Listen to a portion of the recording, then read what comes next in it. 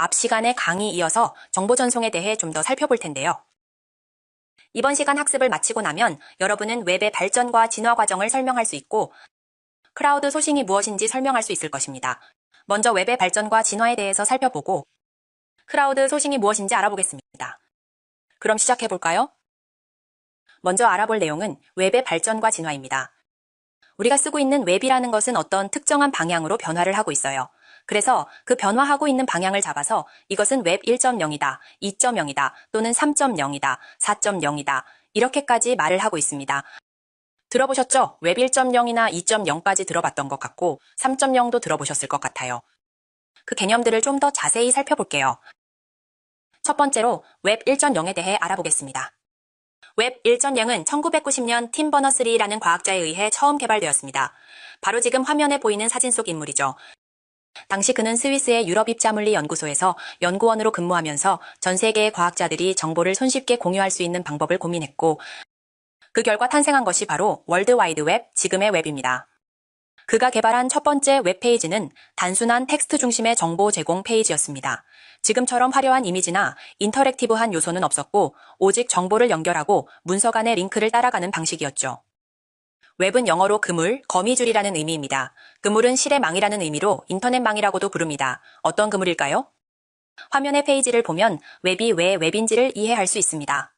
화면에 보이는 페이지는 최초의 웹페이지입니다. 월드 와이드 웹이라고 제목이 크게 적혀 있습니다. 머리글이라고 부르는 헤드는 가장 큰 글씨로 작성이 됩니다. 그 다음 줄에 검은색으로 뭔가 설명이 적혀 있고 파란색으로 밑줄 친 부분들도 보입니다. 이 밑줄 쳐진 부분을 우리는 하이퍼링크라고 부릅니다. 교수님, 기술 얘기 안 한다고 해놓고서 갑자기 왜 이러세요? 하실 수 있지만 조금만 기술 용어를 쓰겠습니다. 이 웹페이지라고 하는 것은 어떤 것이냐면요. 이 하이퍼링크를 누르면 또 다른 페이지로 넘어가게 됩니다. 즉, 하나의 페이지에서 내가 원하는 다른 정보로 넘어갈 수 있도록 연결시켜주는 프로그램이 바로 웹입니다. 그래서 그물처럼 연결되어 있다. 무엇으로? 하이퍼링크라는 것으로 문서들을 서로 연결시켜 놓은 것. 이게 바로 우리가 처음에 설계했던 웹페이지의 형태입니다. 하이퍼링크를 이용하기 때문에 HTML이라는 랭귀지로 작성을 했었죠. 근데 이건 중요한 것이 아니고요. 중요한 거는 뭐다? 내가 어떤 페이지의 정보를 서로 연결시켜서 내가 원하는 것을 찾아갈 수 있도록 해놓은 그런 단순한 구조가 바로 웹 1.0의 형태라는 것입니다. 아무래도 지금의 우리가 사용하는 웹페이지와는 많이 달라 보이죠? 어떤 차이가 있어 보이나요? 네, 맞습니다. 사진이 없다는 것입니다. 초기 1990년도에는 네트워크 상황도 그렇게 많이 좋지는 않았고 사진이라는 것이 이 웹에서는 무겁게 느껴졌거든요. 그래서 웹 1.0의 첫 번째 특징이 단순한 문서의 구조 표현이 되겠습니다. 웹 1.0은 인터넷이 처음 대중에게 확산되던 시기에 웹 환경을 의미합니다. 이 시기에는 웹사이트가 주로 단순한 문서 형태로 구성되었습니다. 앞에서 살펴본 바와 같이 처음의 웹페이지는 구조적인 표현이 복잡하지 않았고 대부분의 콘텐츠가 텍스트와 링크 중심으로 이루어졌습니다. 또한 웹 1.0은 정적인 형태의 문서가 주를 이루었기 때문에 사용자가 웹사이트와 적극적으로 상호작용하기보다는 일방적으로 정보를 제공받는 형태였습니다.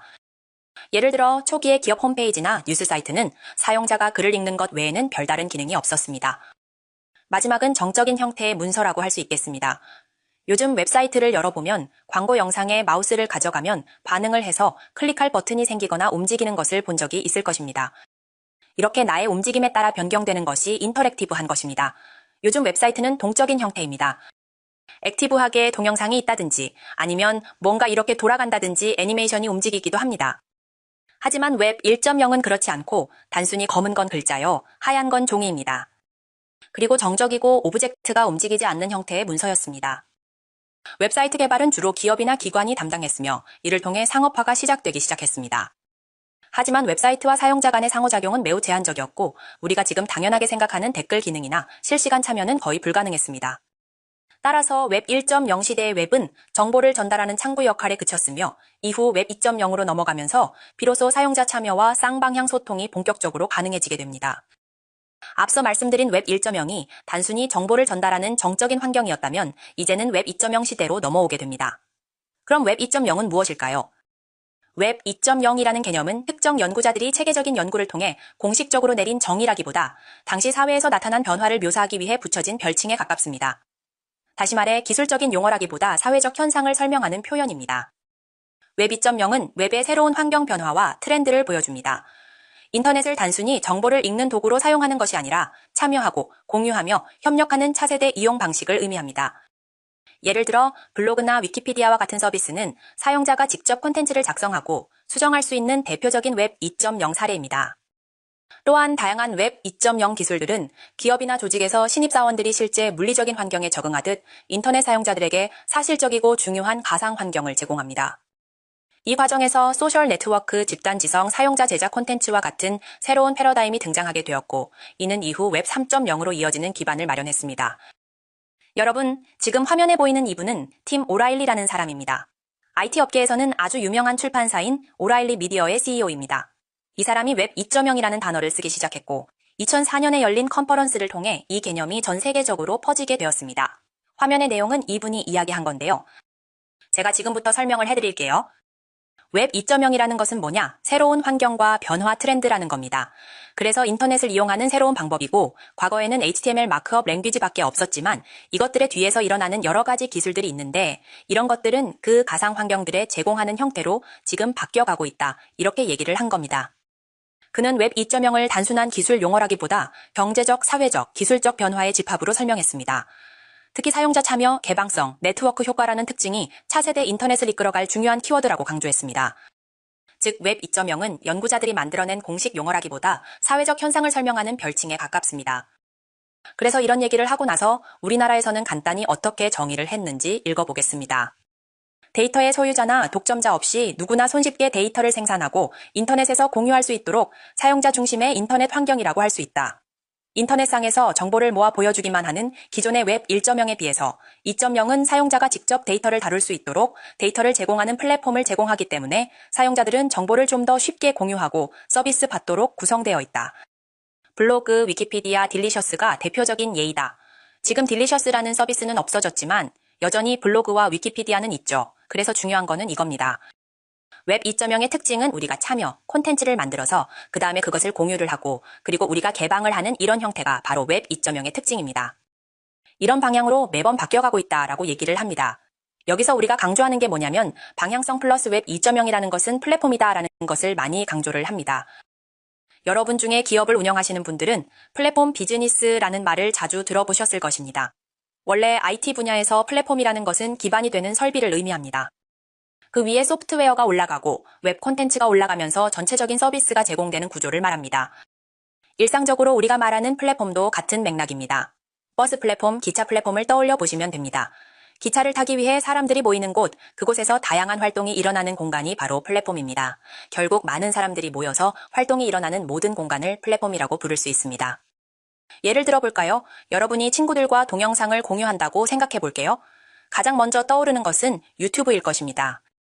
유튜브는 사람들이 모여 동영상을 보고 구독을 하고 새로운 채널을 열기도 합니다. 영상을 나르거나 댓글을 남기기도 하죠. 바로 이런 활동들이 유튜브라는 플랫폼 안에서 이루어지는 것입니다. 또 다른 사례로 페이스북이 있습니다. 페이스북은 사람들이 친구를 맺고 일상적인 대화를 나누며 뉴스를 공유하고 사진과 동영상을 올리고 자신의 이야기를 표현하는 공간입니다. 이렇게 사람들이 모여 활발히 소통할 수 있도록 만든 것이 바로 페이스북이라는 플랫폼입니다. 따라서 웹 1.0이 단순히 정보를 찾고 링크를 통해 탐색하는 데 그쳤다면 웹 2.0은 사람들을 서로 연결하는 데 초점을 맞추었다고 할 수 있습니다. 웹 2.0의 중요한 목표는 바로 사람을 연결하는 역할을 한 것입니다. 이 시기에 등장한 대표적인 개념이 UCC, 즉 User Created Content 또는 UGC, User Generated Content입니다. 과거에는 기업만이 정보를 제공하고 목소리를 낼 수 있었다면 웹 2.0 시대에는 소비자도 자유롭게 자신이 하고 싶은 이야기를 콘텐츠로 제작하여 많은 사람과 공유할 수 있게 되었습니다. 이는 기존의 틀을 깨고 개인의 참여를 적극적으로 이끌어낸 중요한 변화였습니다. 지금까지 얘기한 내용을 정리해 보겠습니다. 웹 2.0은 탈중심화, 사용자 주도, 플랫폼 활성화라는 세 가지 축으로 설명할 수 있습니다. 이 세 가지 축은 이전 세대가 담아내지 못했던 참여, 공유, 개방이라는 가치를 가능하게 만들었습니다. 그리고 이러한 토양 위에서 크라우드 소싱, 크라우드 펀딩, 태깅 문화와 같은 새로운 비즈니스 모델이 활짝 꽃피울 수 있었습니다. 이 점을 꼭 기억해 두시기 바랍니다. 그런 의미에서 웹 2.0의 특징을 세 단어로 요약한다면 바로 참여, 공유, 개방입니다. 참여는 사용자가 단순히 정보를 읽는 수동적 존재가 아니라 콘텐츠를 만들고 의견을 표현하며 플랫폼 활동에 적극적으로 참여하는 것을 의미합니다.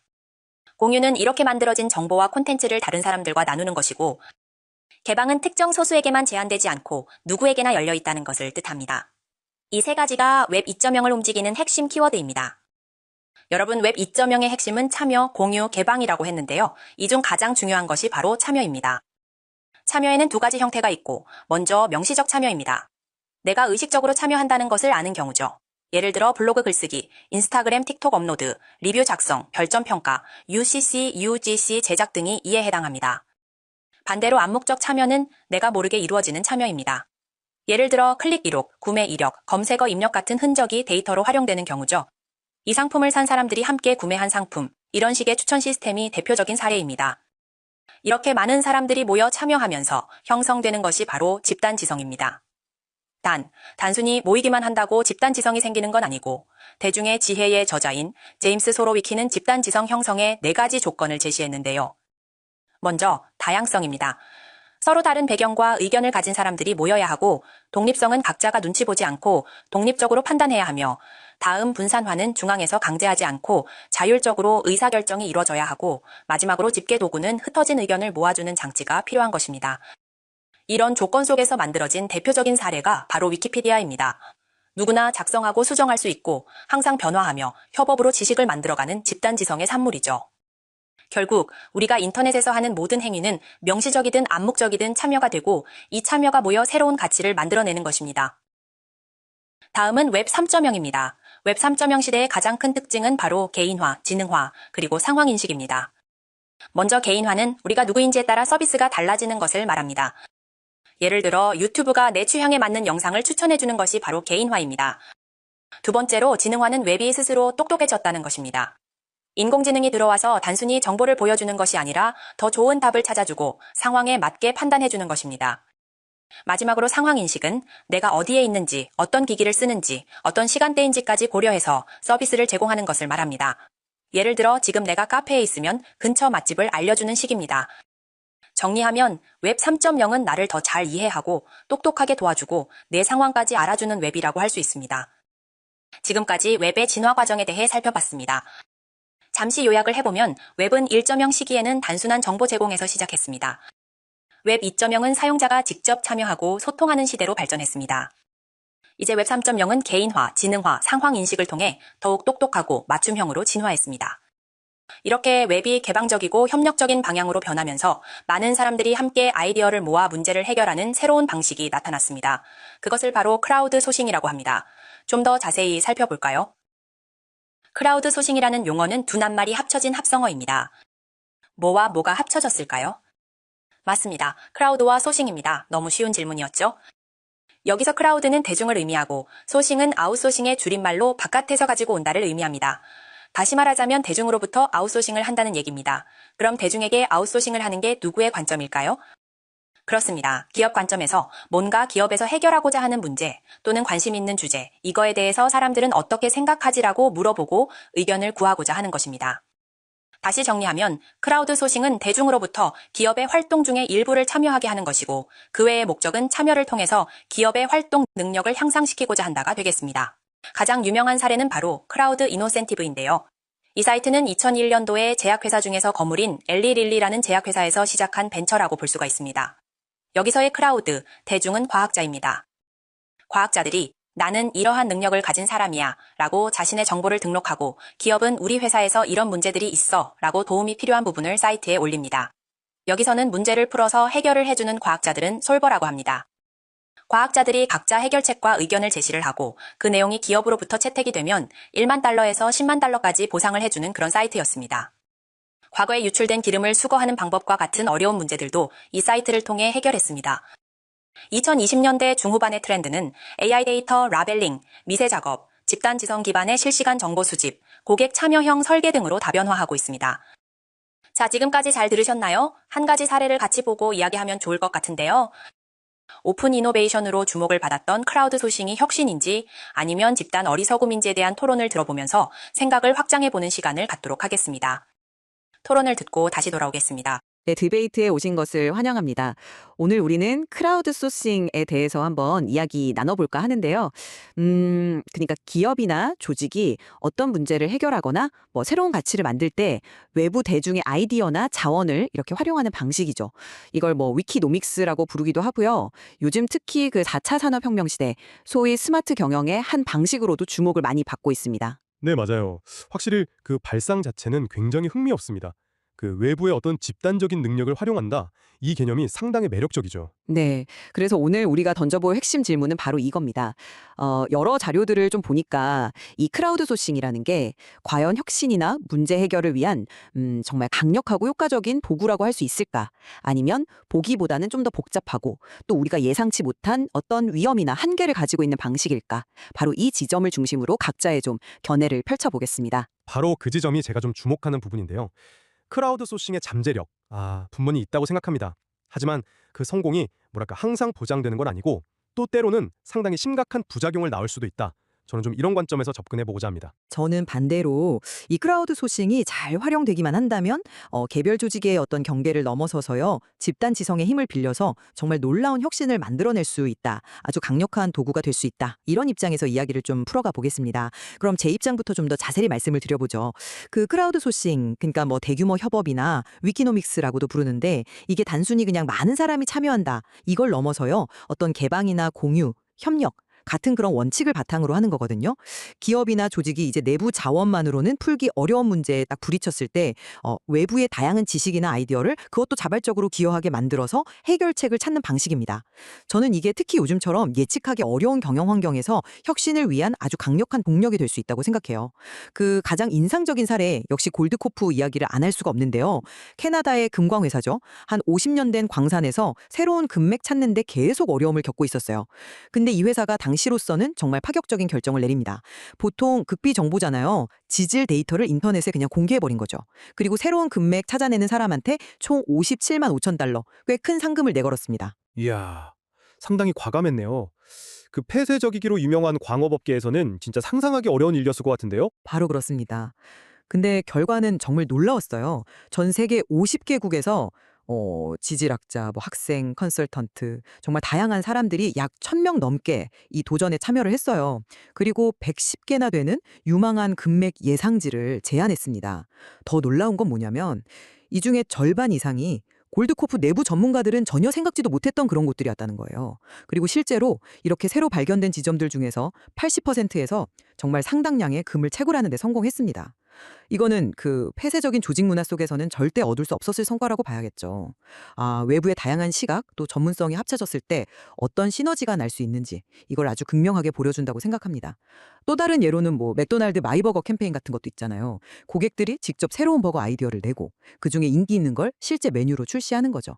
이건 단순히 뭐 신제품 아이디어 얻는다 이걸 넘어서서 고객들이 적극적으로 참여하게 만들고 그 자체로 뭐 엄청난 마케팅 효과까지 거둔 그런 사례입니다. 그래서 제 생각에는 문제의 성격에 맞게 잘 설계만 된다면 크라우드 소싱은 혁신과 성장을 위한 정말 효과적인 방법이 될 수 있다. 이렇게 봅니다. 네, 뭐 골드코프나 맥도날드 사례에서 보듯이 크라우드 소싱이 성공적으로 작동하는 경우가 있다는 점은 저도 분명히 인정합니다. 특히 목표가 좀 명확하고 참여자들이 낸 결과물을 뭐 검증하거나 평가하기 쉬운 경우엔 더더욱 그럴 수 있겠죠. 하지만 그 성공이 크라우드 소싱이라는 방식 자체의 어떤 보편적인 유효성을 의미한다, 이렇게 보기엔 좀 어렵다고 생각해요. 저는 오히려 이 방식이 가진 좀 본질적인 위험성, 여기에 좀 주목해야 한다고 보는데요. 예를 들면 참여하는 대중의 전문성이 좀 부족할 수도 있고, 때로는 이게 막 통제되지 않는 과도한 열정으로 이어지기도 하고요.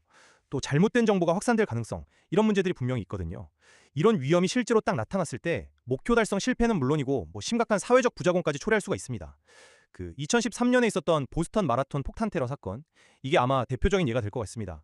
사건 직후에 아시다시피 수사를 돕기 위해서 현장에 있던 수많은 시민들이 찍은 사진이나 동영상 같은 걸 온라인 플랫폼에 공유하고 분석하려는 시도가 있었어요. 네, 기억납니다. 그때 정말 많은 사람들이 자발적으로 참여해서 범인 찾는데 힘을 보태겠다, 뭐 이런 분위기였죠. 언뜻 보기에는 이게 집단지성이 좀 긍정적으로 발휘될 수 있는 그런 상황처럼 보이기도 했는데요. 바로 그 지점에서 이제 문제가 발생한 겁니다.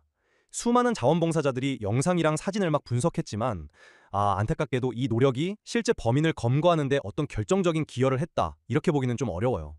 오히려 범인을 꼭 찾아야 한다는 그 사회 전체의 어떤 절박함, 분노, 이런 분위기 속에서 일부 참여자들이 좀 불확실하고 단편적인 정보를 가지고 너무 섣부른 추측을 하기 시작한 거죠. 결국에는 아무 잘못 없는 사람들을 용의자로 지목하고 그 사람들 신상 정보를 막 인터넷에 유포하는 일종의 온라인 마녀 사냥으로 번지는 아주 심각한 문제가 발생했습니다. 이건 뭐냐면 집단이 모였다고 해서 항상 지성이 발휘되는 건 아니다. 때로는 집단적인 감정이나 편견이 이성적인 판단을 그냥 압도해버리고 굉장히 위험한 결과를 낳을 수도 있다는 걸 아주 명확하게 보여주는 거죠. 아까 말씀하신 골드코프 사례랑 비교해보면 그 차이가 더 분명해지는데요. 골드코프는 금맥 탐사라는 구체적인 목표가 있었고 결과, 그러니까 예상 매장지는 실제 채굴을 통해서 딱 검증이 가능했잖아요. 그렇죠. 결과가 명확했죠. 네, 하지만 보스턴 테러 사건은 정보가 너무 많고 그 속에서 진실을 가려내야 하는 훨씬 복잡하고 민감하고 또 전문적인 판단이 정말 중요하게 요구되는 그런 문제였습니다. 그래서 결과적으로 보면 이 사건에서 크라우드 소싱은 어떤 긍정적인 역할보다는 오히려 부정적인 부작용을 더 크게 남겼다, 이렇게 평가할 수밖에 없는 것 같아요. 보스턴 마라톤 테러 사례에서 드러난 그런 문제점들은 분명히 심각하고요. 크라우드 소싱을 적용할 때 어떤 점을 정말 신중하게 고려해야 하는지 잘 보여주는 것 같습니다. 하지만 그렇다고 해서 크라우드 소싱이라는 방식 자체를 완전히 부정적으로만 볼 필요는 없다고 생각해요. 결국 중요한 건 어떤 종류의 문제에 또 어떤 방식으로 이 크라우드 소싱을 적용할 것인가, 즉 설계의 문제가 아닐까 싶습니다. 골드코트 사례의 성공 요인을 다시 한번 생각해 보면요. 금맥 찾기라는 아주 명확하고 구체적인 목표 설정이 있었고 또 참여자들에게 강력한 동기를 부여한 보상, 그러니까 상금이 있었죠. 그리고 무엇보다 문제 해결에 직접적으로 도움이 되는 양질의 데이터, 즉 지질 데이터를 공개했다는 점입니다. 다시 말해서 문제 정의가 명확하고 참여자들이 기여할 수 있는 기반, 즉 정보나 동기 같은 것들이 잘 갖춰졌을 때 이 크라우드 소싱은 그 힘을 발휘할 수 있다는 거죠. 맥도날드 사례 역시 복잡한 분석보다는 창의적인 아이디어 발상이나 고객 참여 유도 같은 마케팅 목적에 초점을 맞췄기 때문에 성공할 수 있었던 거고요. 그러니까 모든 문제에 똑같이 적용할 수는 없겠지만 문제의 성격과 목표에 맞게 잘 설계만 된다면 여전히 아주 유용한 도구라고 저는 생각합니다. 물론 문제의 성격과 목표에 맞는 설계가 중요하다는 점에는 전적으로 동의합니다. 하지만 바로 그 설계 자체가 정말 어렵고 신중해야 한다는 점을 다시 한번 좀 강조하고 싶네요. 골드코프가 성공한 그 이면을 조금 더 깊이 들여다보면요. 어쩌면 그건 단순히 대중의 힘이라기보다는 전 세계에 이렇게 숨어있던 지질학 전문가들을 웹이라는 플랫폼을 통해 효과적으로 찾아내서 활용한 것에 더 가까울 수도 있다는 생각도 들어요. 그러니까 참여자의 풀 자체는 넓어졌지만 본질적으로는 특정 분야 전문가들을 활용한 것이라고 볼 수도 있다는 거죠. 과연 이걸 순수한 의미의 대중 참여라고만 볼 수 있을까? 이런 의문이 좀 들고요. 반면에 보스턴 테러 사례는 어떤 전문적인 수사 능력이나 객관적인 판단력이 부족할 수 있는 일반 대중이 매우 민감하고 복잡한 사안에 직접 개입했을 때 어떤 위험이 발생하는지를 아주 명확히 보여주지 않습니까? 단순히 정보의 양이 많다고 해서 그게 질 좋은 결과로 이어지는 건 절대 아니라는 거죠. 오히려 잘못된 정보나 어떤 감정적인 해석이 막 뒤섞여서 혼란만 가중시키거나 진짜 중요한 단서를 놓치게 만들 수도 있습니다. 따라서 어떤 종류의 문제에 크라우드 소싱이 적합한가? 이 질문에 대해서 훨씬 더 신중한 접근이 필요하다고 봅니다. 특히 공공의 안전이라든지 개인의 명예 같은 그런 민감한 영역에서는 그 적용에 정말 극도의 주의가 요구된다고 생각해요. 그 지적은 상당히 흥미로운데요. 골드코프 사례를 숨겨진 전문가 찾기의 관점으로 해석할 수도 있겠군요. 하지만 저는 그것 또한 크라우드 소싱이 가진 중요한 가치 중 하나라고 생각합니다. 왜냐하면 조직 내부에만 갇혀 있었다면 결코 만나지 못했을 외부의 전문가들 혹은 꼭 전문가가 아니더라도 어떤 독창적인 시각을 가진 사람들을 발견하고 연결하는 것, 그 자체가 바로 혁신의 시작이 될 수 있으니까요. 집단 지성이라는 것의 핵심이 바로 거기에 있다고 보거든요. 다양한 배경과 지식, 또 관점을 가진 사람들이 모여서 서로의 아이디어를 보완하고 발전시키면서 개별 전문가나 어떤 소규모 집단이 미처 생각하지 못했던 해결책을 찾아내는 그런 잠재력 말입니다. 골드코프가 그 사내 전문가들이 수십 년간 찾지 못했던 금맥을 발견한 것이나 위키피디아 같은 그런 집단 협업 프로젝트가 엄청나게 방대한 지식 체계를 만들어낸 것을 보면 분명히 집단 지성에는 전문가의 예측을 뛰어넘는 힘이 존재한다고 생각해요. 맥도날드 사례처럼 대중의 어떤 최신 트렌드 감각이나 창의성을 직접적으로 활용할 수 있다는 점도 결코 무시할 수 없는 장점이고요. 집단지성의 긍정적인 측면을 주로 말씀하셨는데 저는 그 동전의 뒷면, 그러니까 집단 어리석음, collective stupidity나 집단 편견의 가능성도 반드시 함께 봐야 한다고 생각합니다. 보스턴 테러 사례에서 우리가 똑똑히 봤듯이 집단은 때때로 이성보다는 감정에 더 쉽게 휩쓸리는 경향이 있어요. 특히 불안이나 분노 같은 아주 강한 감정이 작용할 때는 객관적이고 합리적인 판단보다는 좀 성급하고 감정적인 결론에 도달하기가 쉽죠. 그리고 온라인 공간의 익명성, 이게 이런 경향을 더 부추길 수도 있습니다. 책임감 없는 주장이 막 난무하거나 확인되지 않은 정보가 무분별하게 확산되면서 아까 말한 마녀사냥 같은 그런 여론이 형성될 위험이 항상 존재하는 겁니다.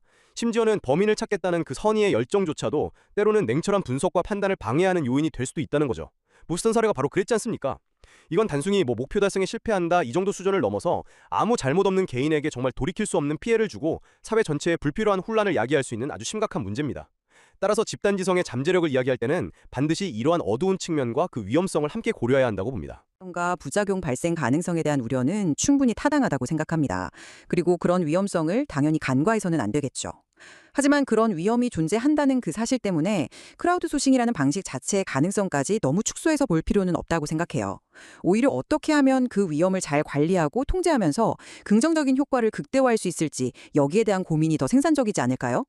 예를 들어서 골드코프는 그 기밀 정보 공개라는 위험을 감수하는 대신에 명확한 목표 제시와 확실한 보상, 그리고 참여자들의 전문성을 활용할 수 있는 플랫폼을 잘 제공함으로써 성공을 거둔 거잖아요. 정보 교류와 개방성이 때로는 폐쇄성보다 훨씬 더 큰 혁신을 가져올 수 있다는 것을 보여준 셈이죠. 물론 모든 정보를 무조건 다 공개하는 것이 답은 아니겠지만 문제의 성격에 맞는 어떤 전략적인 정보 공개와 함께 투명하고 공정한 프로세스를 잘 설계하는 것이 중요하다고 생각합니다. 맥도날드 사례처럼 참여자들에게는 즐거움을 주고 기업 이미지도 높이는 그런 윈윈 구조를 만드는 것도 좋은 방법일 테고요.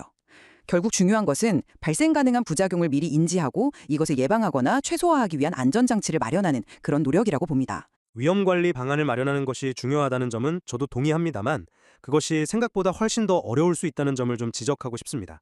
특히 보스턴 테러 사례에서 봤듯이 개인의 사생활 침해나 명예훼손과 같은 이런 윤리적인 문제는 한번 발생하면 사실상 되돌리기가 굉장히 어렵습니다. 설령 악의가 없었다고 하더라도 검증되지 않은 정보의 확산이 가져올 파급 효과는 정말 클 수 있거든요. 또한 실용적인 측면에서도 우리가 좀 간과하기 쉬운 문제가 있는데요. 바로 숨겨진 비용입니다. 수많은 비전문가들이 막 쏟아내는 그 방대한 양의 데이터를 일일이 검토하고 그중에서 유의미한 정보를 걸러내고 또 전체 과정을 관리하는 데는 상당한 시간과 노력이 필요합니다. 겉으로 보이는 상금이나 보상 외에 이런 관리 비용이 예상보다 훨씬 더 커질 수 있다는 거죠. 그래서 골드코프의 성공 사례 하나만 딱 보고 모든 정보 공개나 대중 참여가 항상 긍정적인 결과로 이어질 것이라고 낙관하기는 좀 어렵습니다. 공개되는 정보의 성격, 참여자들의 어떤 역량이나 동기 수준, 그리고 그것을 관리하고 검증하는 시스템의 효율성 등등 너무나 많은 변수들이 복잡하게 얽혀있기 때문에 섣부른 기대보다는 정말 신중한 접근이 필요하다고 다시 한번 생각합니다. 오늘 이렇게 쭉 이야기를 나눠보니까 이 크라우드 소싱이라는 것이 참 다양한 얼굴을 가지고 있다 이런 생각이 듭니다. 제 입장을 다시 한번 정리하자면 저는 크라우드 소싱이 골드코프나 맥도날드 사례에서 봤듯이 집단 지성의 힘을 빌려서 기존의 틀을 깨는 혁신을 가능하게 하는 정말 강력한 도구라는 점을 강조하고 싶습니다. 명확한 목표, 또 적절한 동기부여, 그리고 문제 성격에 맞는 세심한 설계 이런 것들이 잘 뒷받침된다면 기업과 사회에 우리가 기대하는 것 이상의 긍정적인 영향을 미칠 잠재력이 충분히 있다고 봅니다. 하지만 보스턴 마라톤 테러 수사 사례가 우리에게 주는 그 교훈을 결코 가볍게 여겨서는 안 된다는 입장입니다. 이 사례는 크라우드 소싱이 결코 만능 해결책이 아니며 잘못 사용될 경우에 정보 왜곡, 집단적인 오류, 심지어 무고한 피해자 발생이라는 정말 심각한 부작용을 낳을 수 있다는 것을 명백히 보여줍니다. 따라서 그 적용에 있어서는 문제의 성격과 그 파급 효과에 대한 깊은 고민, 그리고 참여자 관리 및 정보 검증에 대한 어떤 체계감 있는 시스템 구축, 이런 것들이 반드시 전제돼야 한다고 생각합니다. 확실히 오늘 얘기를 들어보니 크라우드 소싱의 성공이라는 게 단순히 어떤 기술이나 방법론의 문제라기보다는 그 문제의 종류 그리고 참여자의 역량과 그 기여를 검증하고 관리할 수 있는 시스템 이 두 가지 축에 크게 좌우되는 것 같다는 생각이 드네요. 명확한 답이나 창의적인 아이디어를 찾는 문제에는 강점을 보일 수 있겠지만 반대로 복잡하고 민감하고 또 해석이나 전문적인 판단이 중요한 문제에서는 집단 감성이나 정보 오류의 위험을 통제하기가 참 어렵다는 점 이걸 오늘 논의를 통해서 좀 더 분명히 알 수 있었던 것 같습니다. 맞습니다. 결국 상황과 목적에 맞게 이 집단 지성을 어떻게 현명하게 활용하고 동시에 그 잠재적인 위험은 또 어떻게 관리할 것인가 여기에 대한 지속적인 고민이 필요해 보입니다. 오늘 우리가 함께 살펴본 이 사례들은 이 복잡하면서도 중요한 주제에 대해서 앞으로 더 깊이 탐구해 볼 좋은 실마리를 제공해 주는 것 같습니다. 오늘 더 디베이트는 여기까지입니다. 경청해 주셔서 감사합니다. 재밌게 들으셨나요? 오늘 살펴본 크라우드 소싱은 수많은 사람들의 지혜를 모아 놀라운 결과를 만들어낼 수 있다는 가능성을 보여줍니다. 동시에 정보의 신뢰성, 책임 소재, 그리고 집단적 오류와 같은 문제도 분명 존재한다는 것을 배웠습니다. 중요한 것은 이 방식을 무조건 긍정하거나 부정하는 것이 아니라 언제 어떤 상황에서 활용할지 비판적으로 판단하는 능력입니다. 앞으로 여러분이 현장에서 크라우드 소싱을 접할 때 그 양면을 균형 있게 바라보는 안목을 갖추시길 바랍니다. 배운 내용을 바탕으로 퀴즈를 풀어보겠습니다. 첫 번째 문제입니다. 인터넷은 데이터를 패킷이라는 작은 단위로 나누어 전송한다. 맞으면 O, 틀리면 X를 선택해보세요.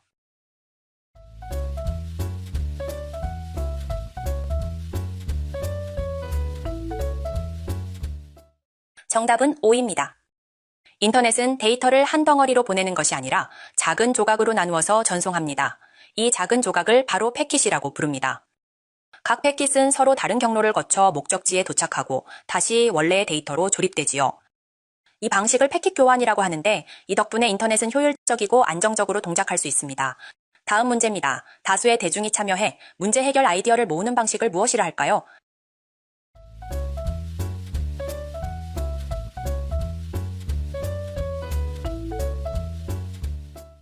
정답은 크라우드 소싱입니다. 크라우드 소싱은 기업이 불특정 다수에게 문제 해결이나 아이디어 발굴을 공개적으로 요청하여 해결하는 방식으로 이노센티브나 골드코프 사례처럼 많은 사람들이 참여해 새로운 금 매장지를 찾아낸 것이 대표적 예시입니다. 오늘은 웹의 발전과 진화, 그리고 크라우드 소싱의 다양한 유형과 예시를 함께 살펴보았습니다. 다음 시간에는 클라우드와 소셜미디어가 바꾸는 경영 환경에 대해 수업하겠습니다. 오늘도 모두 수고하셨습니다.